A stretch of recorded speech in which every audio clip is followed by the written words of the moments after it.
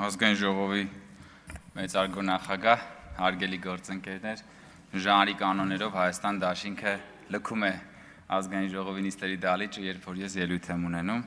Սա մի բան էր, որի մասին ես խոսել եմ նաև իմ թեկնածության ընտրության ժամանակ եւ դա իհարկե նույնիսկ ապացուցման կարիք չուներ։ Հարգելի գործընկերներ, մեր ընդդիմադիր գործընկերները ուժեղ Հայաստան խմբակցությունը, Հայաստանի արտաքին քաղաքականության վերաբերյալ մեր քննարկումներում մի հատ կարմիր թել են տանում։ Եվ ասում են, որ այ գիտեք ինչ որ անում եք, օրինակ ուժեղ Հայաստանն ասում է, որոշ բաների հետ համաձայն ենք, Հայաստան խմբակցությունն ասում է համաձայն չենք, բայց մի հատ գլխավոր բան են ասում են, որ այ բա երաշխավոր է, բա երաշխիքը։ Հիմա օրինակ պարոն Կարապետյանն ավելի հեռու է գնում, ասում է, բա երաշխավորը պետք է բանը ժողովրդավար չի, այսինքն ինքը ժողովրդավոր երաշխավոր է հիմա փնտրում եւ այլն եւ այլն։ Բայց ես ձեզ մի բան ասեմ, էլի հարգելի գործընկերներ, բոլորս էլ շատ լավ հասկանում ենք, որ երաշխավորի, մենք գիտենք դուք ում նկատի ունեք երաշխավոր ասելով, եւ Հայաստանի համար դուք ինչ երաշխավոր եք փնտրում։ Եվ այս երաշխավորի թեման արտահայտված է մի շատ հետաքրքիր եւ զվարճալի մեմի մեջ, որ ինտերնետում շատ հաճախ հանդիպում է։ Այդ մեմի մեջ ուրեմն պատկերված է Գայլը սենց ձեռք գցել է մի հատ ուրիշ պերսոնաժի ուսին ու գրված է, ասում է, եթե դու մրսում ես, ես քեզ կարող եմ ուտել։ Էսա ձեր երաշխավորը։ Ձեր պատկերացրած երաշխավորը Հայաստանի համար այն է, որ եթե դու մրսում ես, ես քեզ կարող եմ ուտել եւ խնդիրը կլուծվի, դու էլ չես մրսի։ Հիմա հարգելի գործընկերներ, պարոն Քոչարյանը այստեղ, Լևոն Քոչարյանը այստեղ խոսեց բանի մասին, մեր աշխարհագրական դիրքի մասին, եւ ասում էր, որ այդ մեր աշխարհագրական դիրքը մեզ համար ստեղծում է սպառնալիքներ եւ ինքը խոսում էր սպառնալիքներից եւ այլն, բայց պարոն Քոչարյանը մոռանում էր ասել, որ իրենց քաղաքական թիմի առաջնորդը եւ իր հայրը այդ աշխարհագրական դիրքը, այդ բոլոր սպառնալիքները, այդ միջավայրը տեսնելով, հաշվի առնելով 10 տարի նախագահ աշխատած մարդը հայտարարում է, որ Հայաստանը չպետք է բավարարվի իր 29743 կիլոմետր տարածքով,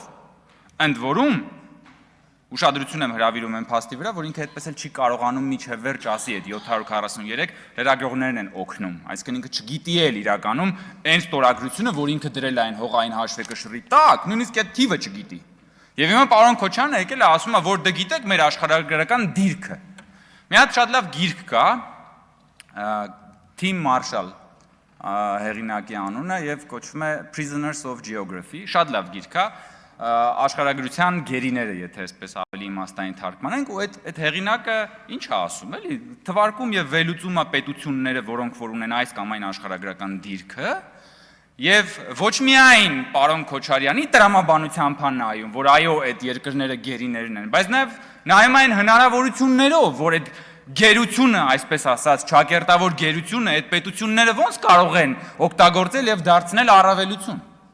Եվ այդտեղ է մեր կոնցեպտուալ տարբերությունը ձեր եւ մյուս խմբակցության հետ, որ մենք ասում ենք, որ մենք ոչ թե ոչ միայն մեր աշխարհագրության գերին ենք եւ դատապարտված ենք լինելու այստեղ եւ սпасելու այն փրկչինը, երաշխավորին, որը պիտի գա, ասես ձեռը գցի մեր ուսերին եւ ասի, եթե դուք մրսում եք, ես կարամ քեզ ուտեմ, չգիտեմ, կամ գազը կտրեմ, կամ չգիտեմ ուրիշ բան անեմ։ Մենք ասում ենք, որ այդ աշխարհագրական դիրքը ունի նաեւ հնարավորություններ։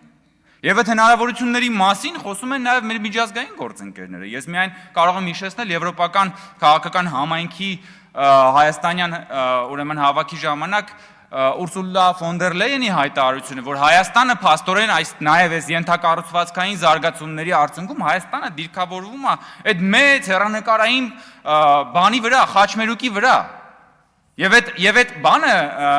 դիրքը, որը որ շատ ժամանակ մեզ հրամցվել է որպես դատապարտվածություն, որպես գերություն, մեր համար դառնում է հնարավորություն, պարոն Կարապետյան։ Եվ երաշխիքը դառնում է թրիփը, որը որ այո, հայ-ամերիկյան բացառիկ նախագիծ է, բայց այդ բացառիկ նախագծի մեջ կան նաև այլ շահառուներ, որոնք որ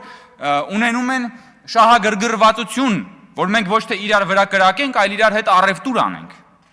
Այդ բանը երաշխիքը, ասենք, արհեստական բանականության գործարանն է, որովհետև Հայաստանում այդ գործարանի արկայությունը ենթադրում է, որ կան նաև այլ երկրներ եւ կենտրոններ, որոնք կախված են, որ Հայաստանում լինի խաղաղություն, բարեկեցություն, ներդրումներ։ Այդ արհեստական գործարանի երաշխիքը նաև այն է, որ միջազգային ներդրողները դիրքավորվելու են դեպի Հայաստանը, երբ որ տեսնեն, որ Հայաստանում ստեղծվում է այնպիսի բացառիկ նախագծեր, որոնք որ ստեղծում են նաև միջավայրեր, քանի որ դուք բոլորդ եկել եք մեծ բիզնեսից, հարգելի գործընկերներ, դուք դա պիտի հասկանաք։ Այդ երաշխիքը Հայաստանի էներգետիկ եւ տնտեսական դիվերսիֆիկացիան է, որի արդյունքում Հայաստանը դառնում է միջազգային գործընկերների համար ավելի կանխատեսելի երկիր, ներդրումների համար ավելի կանխատեսելի երկիր, եւ այդ բոլոր քաղաքականությունների հիմքում, հարգելի գործընկերներ, դրված է մեր պետական քաղաքականությունը, որից նաեւ բխում է մեր արտաքին քաղաքականությունը։ Եվ այդ պետական ու արտաքին քաղաքականության հիմքը, որի մասին ես խոսեցի նաև երեք, դա իրական Հայաստանի գաղափարախոսությունն է։ Եվ այդ իրական Հայաստանի գաղափարախոսությունն է, որ ասում է, որ մենք Հայաստանի Հանրապետությունը մեր տարածքից դուրս որևէ տարածքային հավակնություն չունենք։ Եվ դա 180 աստիճանով տարբերվում է Ռոբերտ Քոչարյանի տեսլականից, որն ասում է, որ մենք չպետք է բավարարվենք մեր 29743 քառակուսով, եւ դառնում է պատերազմի հրձիկ Ռոբերտ Քոչարյանը, Հայաստան խմբակցությունը եւ իրենց ամբողջ քաղաքական փիլիսոփայությունը։ Եվ այդ իրական Հայաստանի տրամաբանության մեջ է, որ մենք նաև ինչ ենք ասում, արտաքին քաղաքականության մեջ մենք ասում ենք, որ իրական Հայաստանի գաղափարախոսությունը պիտի ամրապնդի մեր անկախությունը։ Եվ ասում ենք անկախությունը քչերից կախվածությունը շատերից կախվածության փոխարինելն է, որովհետև երբ որ դու քչերից ես կախված, դու տանում ես բոլոր ձվերը դնում ես նույն զամբյուղի մեջ, եւ այդ քչերը կամ այդ միակը մի օր վերցնում է այդ զամբյուղը եւ ասում է ես գնացի, հաջող, կամ ասում է եթե մրսում ես ես քեզ կուտեմ, ձեր ճաշակի համաձայն, ոնց կուզեք տենց հասկացեք։ Եվ դրա համար ենք մենք դիվերսիֆիկացնում մեր արտաքին քաղաքականությունը, մեր էներգետիկ քաղաքականությունը, մենք գնում ենք այդ ճանապարհով, բայց արտաքին քաղաքականությունը չի կարող վակուումի մեջ լինի, պարոն Կարապետյան եւ հարգելի գործընկերներ, որովհետեւ եթե դուք ձեր քաղաքական գաղափարաբանության մեջ չընդունեք իրական Հայաստանը, չընդունեք այս իրական Հայաստանը եւ ապրեք ուրիշ երազային Հայաստանով, դուք չեք կարող շարունակել, որովհետեւ աշխարհը ձեր հետ չի երկխոսի։ Որովհետև աշխարհը հարգելի գործընկերներ, այս աշխարհում մենակ մենք չենք։ Սա ինչ որ փակ սենյակ չի ու մենք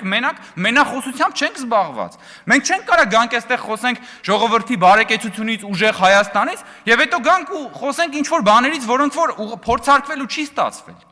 Կամ եկել են, չգիտեմ, Հայաստան դաշինքից, որ ասում էր, «Պատմական արդարությունը, պատմական արդարությունը»։ Ո՞րն է պատմական արդարությունը։ Ամենամեծ պատմական արդարությունն են, որ Հայաստանը լինի խաղաղ։ Ամենամեծ պատմական արդարությունն են, որ Հայաստանի ժողովուրդը, հայ ժողովուրդը, որը ցեղասպանվել է, ջարդվել է, ապրի խաղաղ, դա է ամենամեծ պատմական արդարությունը։ Պատմական արդարությունը ապրողների եւ նոր ծնվողների լավ կյանքն է, պարոն Կարապետյան, ոչ թե մեր անցյալի դժբախտությունները անընդհատ վերապրելն է։ Պրոբլեմը մեր ու ձեր հետ է, որ դուք ուզում եք գնաք եւ կանգնեք նույն այդ կոտրած, այդ նույն փոცხի վրա։ Մենք ասում ենք, որ պատմական ամենամեծ պատմական արդարությունը այս տարածաշրջանում լավ, զարգացած եւ այո, ուժեղ Հայաստան ունենալն է, բայց այդ ուժեղ Հայաստանը հնարավոր չի առանց իրական Հայաստանի։ Դուք չեք կարող, պարոն Կարապետյան եւ հարգելի գործընկերներ, ստանալ ուժեղ Հայաստան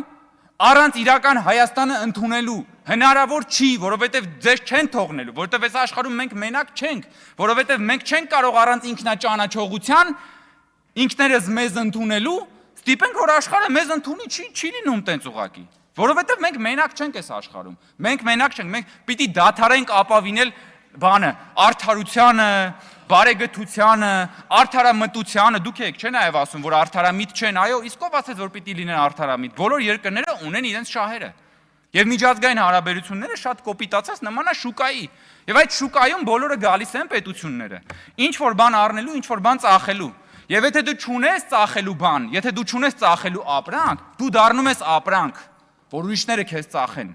Եվ մենք ասում ենք, որ մենք թույլ չենք տալու, որ Հայաստանը դարձնեն ապրանք, ինչպես որ դարձրել են ապրանք այդ աշխարհաքաղաքական շահերի զոհասեղանին դնելու եւ վաճառելու համար։ Մենք ասում ենք, որ մենք բան ունենք տալու այս աշխարհին։ Մենք ասում ենք, որ մենք բան ունենք եւ այդ բանը շատ կարեւոր է եւ շատ արժեքավոր է։ Եվ սա է պատմական արդարությունը։ Պատմական արդարությունն է, որ Հայաստանի ժողովուրդը սեփական երկրում ապրի ազատ, ժողովրդավար, բարեկեցիկ, ուժեղ եւ դա է պատմական արդարությունը եւ հենց այդ պատմական արդարության ճանապարհով ենք մենք գնում։ Եվ պարոն Խանդանյանին իմ ամբողջական աջակցությունը որպես հանձնաժողովի նախագահի տեխնացու, շնորհակալություն։ Շնորհակալություն։